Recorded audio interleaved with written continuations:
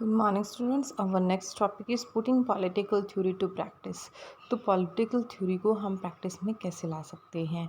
तो political theory में mainly क्या है, जिन चीज़ों से हम डील करते हैं वो है हमारे पास फ्रीडम है, जस्टिस है, इक्वेलिटी है ना, ये सब चीज़ें हैं।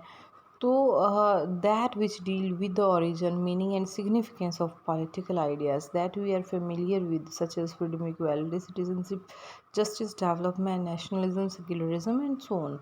तो हम क्या करते हैं, हम डील करते हैं पॉलिटिकल थ्योरी में किस चीज़ से, ओरिजिन, मीनिंग और सिग्निफिकेंस किसका, हमारे पास आज़ादी का, इक्वेलिटी का, विकास, राष्ट्रवाद, आप कह सकते हैं धर्मनिरपेक्षता, इन सब चीज़ों का, नागरिकता।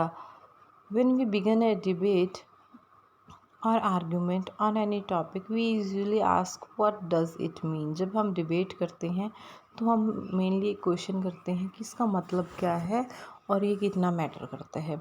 तो political theorist have asked what is freedom और equality and provide diverse definition, unlike in mathematics where there can be one definitions of triangle or square. We encounter main definition of equality or freedom or justice.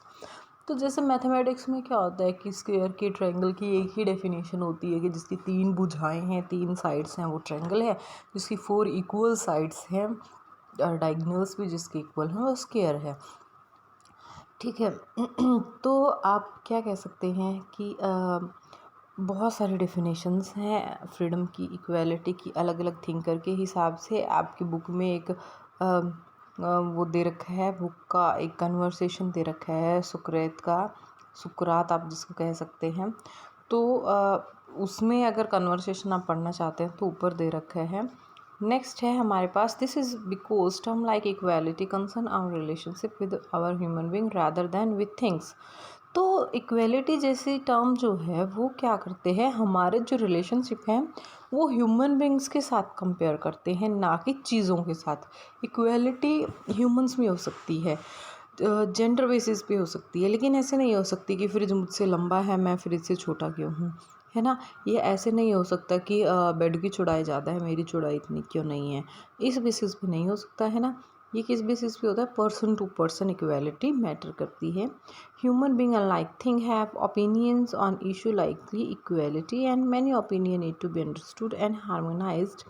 How do we go about doing this? Let us begin with our common experience of equality in different places. तो क्या है, human beings है, उनके opinion होते हैं equality को लेके, लेकिन जो चीज़ें हैं उनका कोई ओपिनियन नहीं है, उनको कोई इक्वालिटी से मतलब नहीं है, क्योंकि जो नॉन लिविंग चीज़ें हैं उनको इक्वालिटी से क्या लेना, है ना।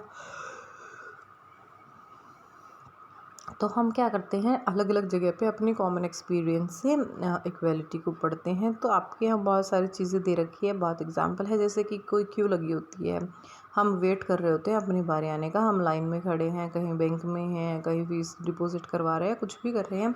लेकिन जब कोई पर्सन पीछे से आके आगे लाइन में लग जाता है तो हमें बहुत बुरा फील होता है कि हम भी तो खड़े हैं, हम इंतज़ार कर रहे हैं और कोई पीछे से आया और आगे आके लाइन में लग गया, तो हमें चिटेड फील होता है। लेकिन जब उसी पर्सन को सब बोलते हैं कि आप पीछे जाओ और अपनी बारी का इंतज़ार करो, तो हमें बहुत खुशी होती है। तो ये एग्ज़ाम्पल्स हैं किस चीज़ के, इक्वालिटी के। लेकिन जो डिसेबल्ड होते हैं, जो अपंग है, किस कोई ना कोई बॉडी में प्रॉब्लम है, उनको प्रेफरेंस दी जाती है, उनको क्या करते हैं, आगे भेजते हैं। तो हमें समझ आता है क्योंकि इनको कोई ना कोई प्रॉब्लम है, इस वजह से इनको स्पेशल ट्रीटमेंट दिया जाता है। तो इक्वालिटी हम समझ रहे हैं, ऐसा नहीं है कि अगर किसी को कोई प्रॉब्लम है तो वो हम उसको फिर भी बोलेंगे कि नहीं आप पीछे जाओ, लाइन में लगो। कोई अपंग है, कोई व्हील चेयर पे है, या फिर कोई खड़ा नहीं हो सकता, कोई प्रेग्नेंट लेडी है, कोई भी प्रॉब्लम है, तो हम उनको स्पेशल प्रेफरेंस देते हैं कि आप पहले जाओ, हम अपनी बारी का इंतज़ार कर लेंगे, ठीक है। लेकिन बहुत सारे पीपल हैं, जैसे कि कंट्री में हम हर रोज़ देखते हैं, मिलते हैं कि इतने पुअर हैं, वो शॉप पे नहीं जा सकते, डॉक्टर के नहीं जा सकते, क्योंकि उनके पास पैसे नहीं है ना। उनके पास पैसे नहीं है, वो चीज़ें नहीं खरीद सकते, सर्विसेज नहीं ले सकते। तो ये चीज़ें क्या है, बहुत आप कह सकते हैं कि एक अनइक्वालिटी पैदा करने वाली है। अनइक्वालिटी कैसे हो जाती है कि वो दिन भर काम करते हैं, पत्थर तोड़ने का, ईंटें ढोने का, ईंटें लादने का काम करते हैं, लेकिन उनको फिर भी इतना नहीं मिलता उसके बदले में कि वो अपनी बेसिक नीड भी पूरी कर सकें।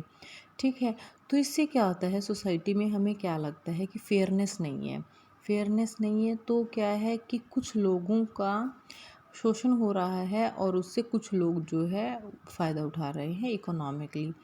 तो उससे अलग क्या है, हमारे पास और भी एग्ज़ाम्पल हैं कि बहुत सारे चिल्ड्रन हैं जो स्कूल नहीं जा सकते, उनको काम करना पड़ता है क्योंकि उनकी फैमिली का पेट भरने के लिए और ख़ुद का पेट भरने के लिए। कुछ गर्ल चाइल्ड हैं जिनको स्टडीज़ छोड़ देनी पड़ती है अपने भाई बहन का ध्यान रखने के लिए और घर में काम में हाथ बंटवाने के लिए, तो वो प्राइमरी एजुकेशन भी नहीं ले सकते अच्छे से। तो गवर्नमेंट ने तो प्रावधान कर रखा है कि 6 से 14 साल तक के बच्चों को मुफ्त शिक्षा मिलेगी सर्व शिक्षा अभियान के अंडर। लेकिन क्या है कि पेरेंट्स इतने जागरूक नहीं हैं, या फिर गरीबी इतनी है, या फिर कि जितने लोग हैं सबको काम करके घर चलाना पड़ता है, या बच्चों का ध्यान रखने के लिए जब माँ बाप काम करने जाते हैं तो पीछे से बच्चों का ध्यान रखने के लिए जो बड़े होते हैं, जो बड़े बच्चे हैं, लड़का है लड़की है, उनको स्टडी से हटा दिया जाता है, उनको घर पे बच्चों का ध्यान रखने के लिए और घर का काम करने के लिए रख लिया जाता है। तो ये क्या है, अनइक्वालिटी है।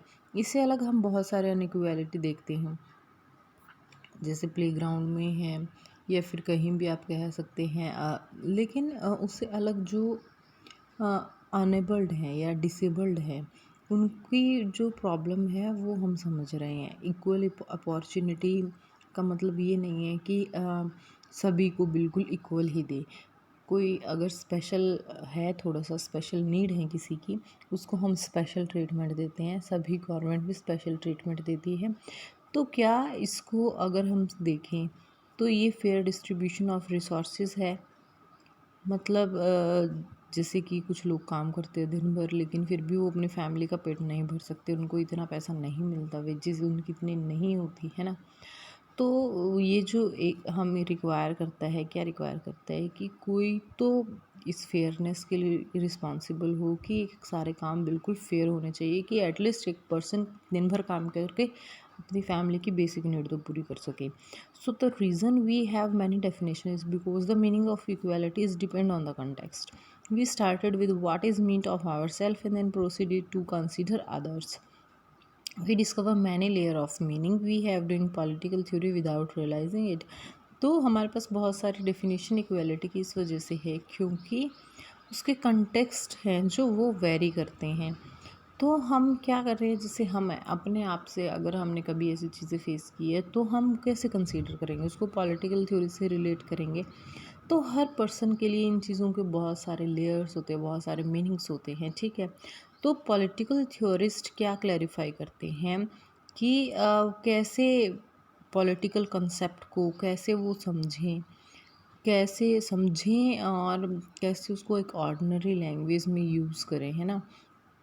तो equality, when is equality of opportunity enough, क्या इक्वालिटी ऑफ अपॉर्चुनिटी ही सफिशिएंट है, वो कितनी हद तक काम कर रही है। Why do people need special treatment, कुछ पीपल्स को स्पेशल ट्रीटमेंट क्यों चाहिए होता है।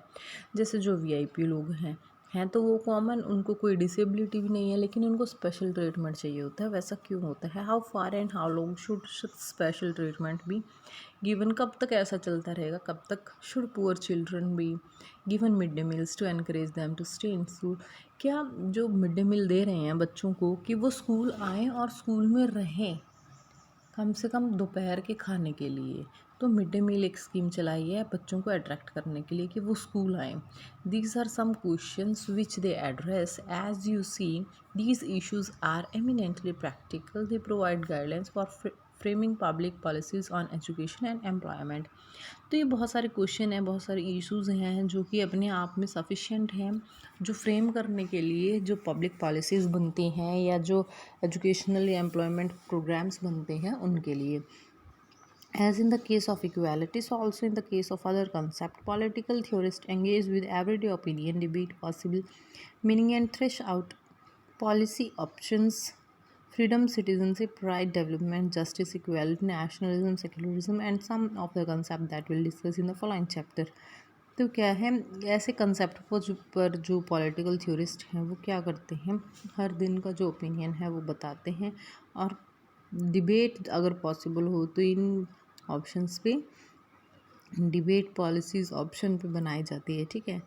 तो ये फ्रीडम है, फ्रीडम का मतलब जो आपके लिए है वो मेरे लिए नहीं है, जो मेरे लिए वो किसी थर्ड पर्सन के लिए जो है वो उससे आगे वाले की नहीं है। मतलब पर्सन टू पर्सन ये चीज़ें वेरी करती है, कोई किसी तरह की फ्रीडम चाहता है, कोई किसी तरह की फ्रीडम चाहता है। कुछ लोगों को फ्रीडम नहीं है, वो अपनी वैसे ही की कॉमन लाइफ जीने के लिए फ्रीडम चाहते हैं, ठीक है। Next topic is why should we study political theory. हम पॉलिटिकल थ्योरी क्यों पढ़ते हैं, कि पॉलिटिकल थ्योरी पढ़ने की ज़रूरत क्या है। We may have political idea but to we need to study political theory. हमारे पास पॉलिटिकल आइडियाज़ होते हैं, होने भी चाहिए, लेकिन क्या उसके लिए पॉलिटिकल थ्योरी पढ़ने की ज़रूरत है। हम पॉलिटिशियन नहीं हैं कि हमें पॉलिटिक्स प्रैक्टिस करनी है, हम नौकरशाह नहीं हैं, ब्यूरोक्रेट्स नहीं हैं कि हमें पॉलिसी बनानी पड़ेगी। हम क्या है, हम लायर नहीं हैं, जज नहीं है कि हमें कॉन्स्टिट्यूशन या लॉज में जाना पड़ेगा। हम एक्टिविस्ट या जर्नलिस्ट नहीं हैं जिसको एक्सप्लॉयटेशन वगैरह को एक्सपोज करना पड़ेगा, नए राइट्स की डिमांड करनी पड़ेगी, ठीक है। बट हम फिर भी क्यों पढ़ रहे हैं, हम पॉलिटिकल थ्योरी क्या, knowing the meaning of freedom और इक्वालिटी। अगर हमें पता चल जाएगा इक्वालिटी और फ्रीडम का मतलब क्या है, तो क्या हो जाएगा, हम पॉलिटिकल थ्योरी क्यों पढ़ रहे हैं। First of all, political theory is relevant for all the above target groups. तो इन सभी ऊपर वाले जो टारगेट ग्रुप्स हैं, इन सब से रिलेटेड होती है पॉलिटिकल थ्योरी।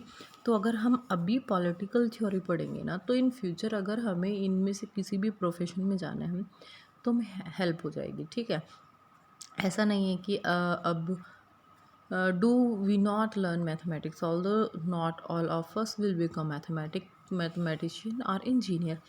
लेकिन हम जैसे मैथ्स पढ़ते हैं, 10th क्लास तक तो सभी मैथ्स पढ़ते हैं, क्या हमें सभी को इंजीनियर या मैथमेटिशियन बनना होता है? नहीं। लेकिन हमारी जो बेसिक नीड है ना लाइफ की, हमें वो पूरी करनी होती है। जो कैलकुलेशन है लाइफ में, रेगुलर लाइफ में हमें कहीं ना कहीं कैलकुलेशन की ज़रूरत पड़ती है, तो उसके लिए हमें इतना तो बेसिक मैथ आना चाहिए। तो वैसे ही पॉलिटिकल थ्योरी है कि जो हमें अगर हायर स्टडीज़ में जाना है, पीछे जो फील्ड्स दिए हैं इन सब फील्ड्स में हमें जाना है, तो उसके लिए हमें पॉलिटिकल थ्योरी या पॉलिटिक्स के बारे में नॉलेज होनी चाहिए। वैसे भी कॉमनली सेकंड क्या है, we are all going to be citizen entitled to vote and decide other issues. तो कल दिन क्या होगा, जब आप लोग मैच्योर हो जाओगे, 18+ हो जाओगे, तो आपको वोट का राइट मिलेगा। वोट का राइट मिलेगा तो आपको पता तो होना चाहिए ना आपको किस बेसिस पे वोट करना है।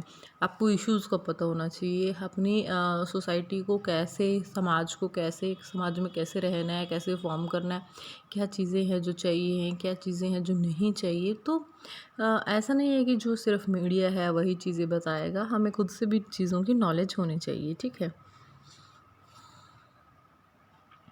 और अब जैसे हम एज अ ऑडियंस किसी म्यूज़िक कंसर्ट में बैठे होते हैं, हम गाना सुन रहे हैं, मेलोडी सुन रहे हैं, सब चीज़ें सुन रहे हैं, लेकिन हम क्या करते हैं, अगर हमें उस टॉपिक की नॉलेज है, उस क्राइटेरिया की हमें नॉलेज है, तो हम हर चीज़ अच्छे से समझ पाते हैं। अगर नॉलेज नहीं है, हम क्या करते हैं, ठीक है, हम एज अ पैसिव वहाँ पे बैठे रहते हैं, ठीक है। Thirdly, freedom, equality, and secularism are not abstract issue in our lives. We daily encounter discrimination of various sort of family, school, colleges, shopping mall, and so on. तो ये चीज़ें सिर्फ किताबों में नहीं हैं, ये हम अपने डेली लाइफ में भी हर रोज़ कोई ना कोई किसी ना किसी तरह का भेदभाव इनकाउंटर करते हैं। जैसे गर्ल्स हैं, वो ऐसे सोचती हैं कि बॉयज़ को फैमिलीज़ में ज़्यादा प्रेफरेंस दी जाती है, उनके पास अच्छे ऑप्शन होते हैं, हमारे पास नहीं होते। या फिर कोई और फैमिली में, मतलब हर तरह के किसी ना किसी तरह का डिस्क्रिमिनेशन चलता ही रहता है।